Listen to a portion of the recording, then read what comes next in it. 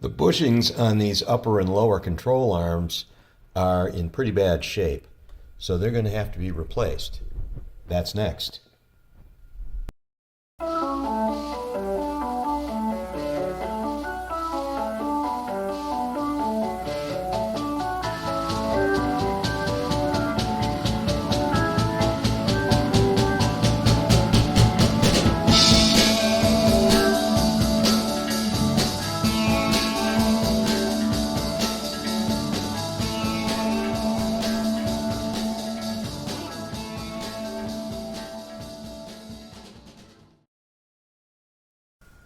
Okay, come here. I got something to show you. I got this from Energy Suspension. These are polyurethane bushings for the rear, upper, and lower control arms on my 66 Chevy Caprice. They basically go together inside those shells that hold the rubber bushings that are currently on the car. The rubber bushings basically are 59 years old at this point, and they are shot. So we're going to have to go through this replacement using these polyurethane bushings. Okay, so we haven't gotten too far into this project where we've already hit a snag, and that snag is right here where I'm pointing. What has happened is this.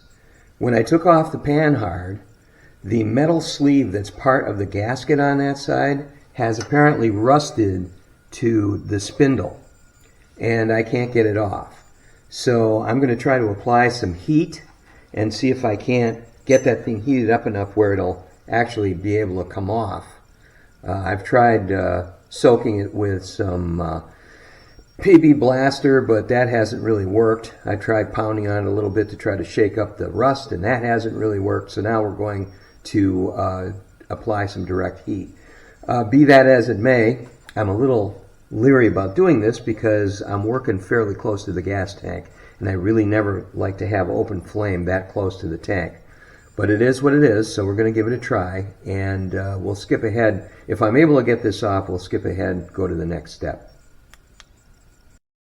So this is where we're at. Heat did not work, and neither did peening this guy. So what I've done is I come in from the back end, and I am now taking it off. I'm just removing this nut, and I'm going to take the entire spline out of there so that I can get that bad boy off. And we're just doing it this way. And as you can see, it's coming off. So as soon as I've got this done, we'll get it over onto the bench, and we'll see if we can get that sleeve off of that shaft.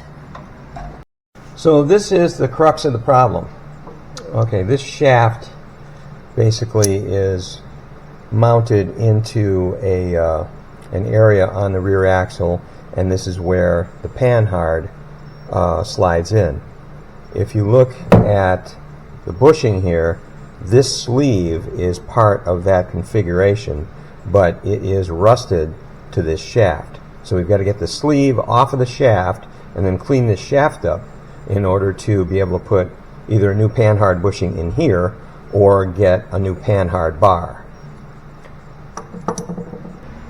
Okay, after struggling with this thing for a while, I've applied heat and more WD-40, and you can see that it is finally coming off. There it is. Okay, we're going to have to clean this spline up because it is an absolute mess under there. So that'll be next. This is where it was supposed to go and where it was supposed to stay in, but it obviously, the gasket got so rotten and worn that it let loose of this thing, and in the meantime allowed the sleeve to rust right to the spline. So this whole panhard system wasn't really working the way it was supposed to. The bolts that are holding in these control arms haven't been touched in 59 years, so they are rusted pretty solid. It's going to take a long time to get them out, and I don't plan on showing this on the video, but suffice it to say that it's going to be a difficult job and will be time consuming. I'm going to start with the upper control arms because the bolts are more accessible than the lowers. The lowers I think are going to be a bit of a problem just because of the way the bolts are situated. But with the uppers, I think I can get those out a little more quickly, even though it's obviously going to take a long time. So we're going to start with those, and if I can do the lowers as well in this project, I will. But if not, we'll leave that for another one. So the bolts that were in the rear of the upper control arms were fairly easy to get off. All I did was use an angle grinder and I cut the heads off and was able to take them out. The other ones that were toward the front of the car, these were a lot harder.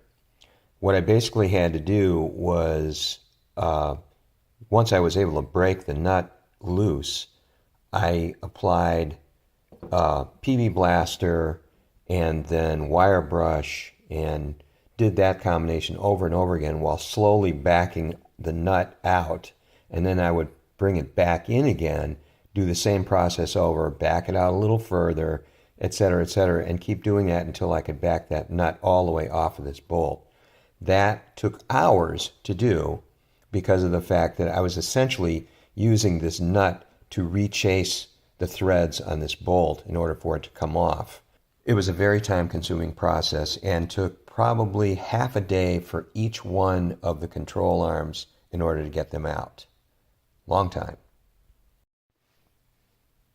Just showing you how I got the old bushings out. Basically what I did was I just drilled a bunch of holes in the rubber, and then I took a dead blow hammer and a punch, and I just punched them out of there.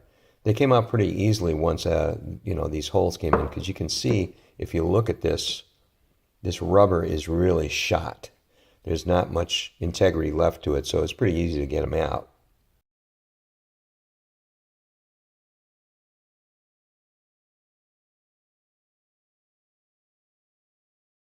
Okay, so I got these in. They press fit in just fine, and it doesn't take a whole lot. I mean, you can use an arbor press if you want, but I just used my vise, and there was no particular amount of effort that had to go into these.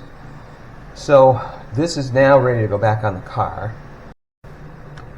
These bolts are from UMI. They have the uppers and the lowers available. The upper bolt set, it only comes with one set for one control arm, because for the most part, these B-body Chevys only came with one upper control arm. The station wagons and then the cars that were equipped with the heavy-duty package came with two. Mine has two, so I had to order two of these sets.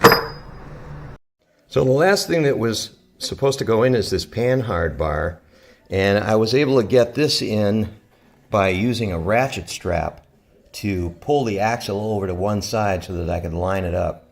Now on this particular section here, you see that this sits on a spindle that's connected to the axle.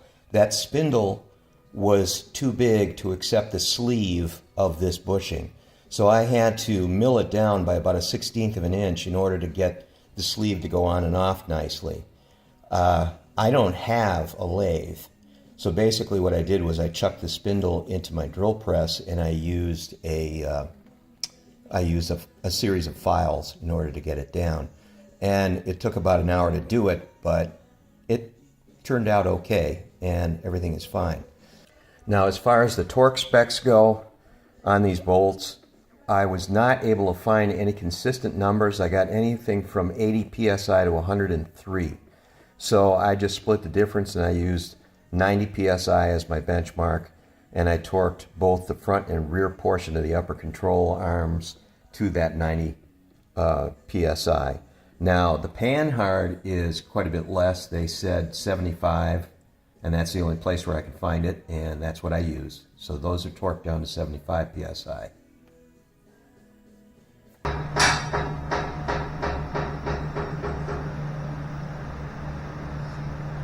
Well, we're going to let her down, and we're going to take it for a spin and see what the improvement is on that rear end now.